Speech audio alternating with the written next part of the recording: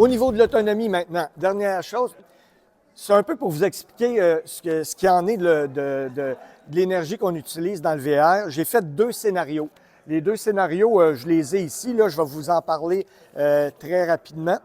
J'ai fait un scénario des gens qui utilisent beaucoup d'énergie parce que les nouveaux VR, la climatisation fonctionne dessus, vous avez beaucoup d'appareils, puis les gens, ils s'imaginent comme un peu à la maison.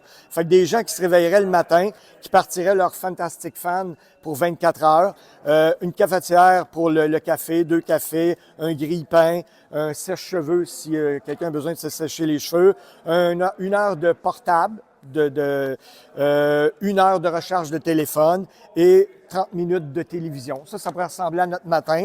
Le midi, ben, le micro-ondes 5 minutes et le four à convection pour une trentaine de minutes, mettons.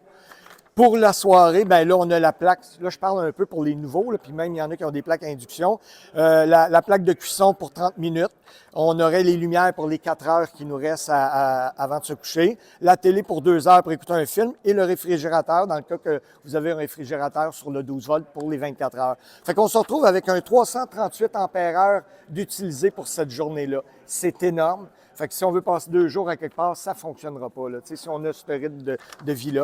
Mais si, par exemple, ben là, on fait notre café le matin, oui, sur les batteries, on a notre petit portable pendant 2 heures, on charge notre téléphone, ça finit là. Micro-ondes pour dîner, la Fantastic Fan pour 12 heures environ. Et pour souper, la plaque de cuisson, les lumières et la télévision 2 heures. Là, on se retrouverait avec 99 ampères-heure. Fait que là, on voit qu'il n'y a pas une... Bien, on a enlevé le micro-ondes, les gros appareils énergivores, là, tu sais. Fait que c'est à peu près ça. Puis là, là-dedans, j'ai même pas mis la climatisation qui pourrait fonctionner ou la thermopompe maintenant sur les batteries. Fait qu'on oublie ça, là. On draine nos batteries super rapidement, là, quand on utilise trop d'énergie, là. De toute façon, mais je pense, de toute façon, vous êtes un peu expérimenté, là. Vous savez qu'on ne se rend pas là, là.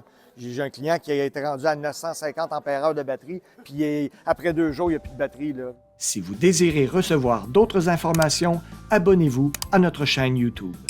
Merci et bon camping!